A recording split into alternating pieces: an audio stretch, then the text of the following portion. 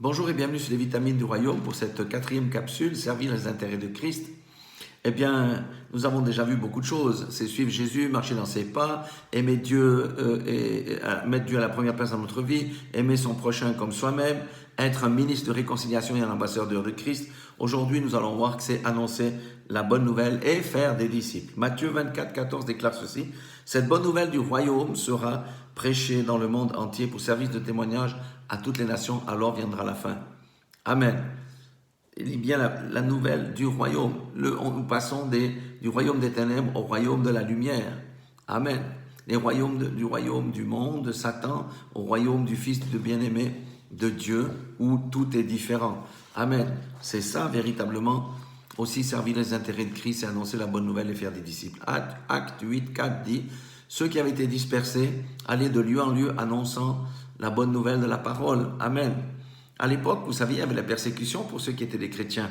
Pourquoi tous les religieux, notamment, il ne faut pas oublier que le christianisme sort des juifs, tous les religieux juifs se levaient et des gens avaient été dispersés, mais ils allaient de lieu en lieu en annonçant la bonne nouvelle de la parole. Acte 14, 7, il est dit quoi? Paul et Barnabas, en ayant eu connaissance, se réfugièrent dans les villes de Lyaconie, à Lystre et à Derbe et dans le monde alentour, et ils y annoncèrent la bonne nouvelle. Pourquoi ils allèrent là-bas? Ils ont quitté certaines villes parce qu'on voulait les lapider. Vous voyez que à l'époque, annoncer la bonne nouvelle était quelque chose de dangereux, mais aujourd'hui, nous allons devoir faire face à ces choses.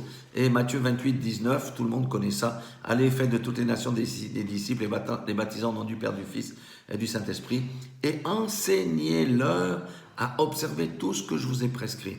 Et voici, je suis avec vous tous les jours jusqu'à la fin du monde. Amen. Ça, c'est la grande commission. Alléluia. Donc, le baptême, oui. Le baptême suit la repentance. Mais ensuite, qu'est-ce qu'on doit faire? Enseigner aux nouveaux convertis ce que Jésus a prescrit.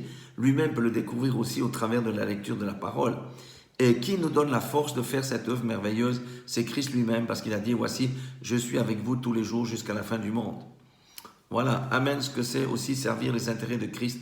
Et je crois que nous entrons dans une période aujourd'hui, nous sommes en 2021, nous entrons dans une période où chacun va devoir prendre sa position dans le corps de Christ pour véritablement annoncer la bonne nouvelle aux perdus, à tous ceux vers qui le Seigneur nous enverra. Mais avec ça, nous devrons faire face aussi à la persécution. Ça commence déjà gentiment, oui, mais le Seigneur est avec nous tous les jours jusqu'à la fin du monde. Donc, vous voyez, ce n'est pas que les évangélistes qui ont cette œuvre-là, c'est chacun d'entre nous à notre niveau, que le Seigneur nous vienne en aide, et on verra dans la capsule qui suit quelque chose aussi qui va grandement nous aider, c'est l'intercession. Soyez tous bénis dans le nom puissant de Jésus-Christ. Amen.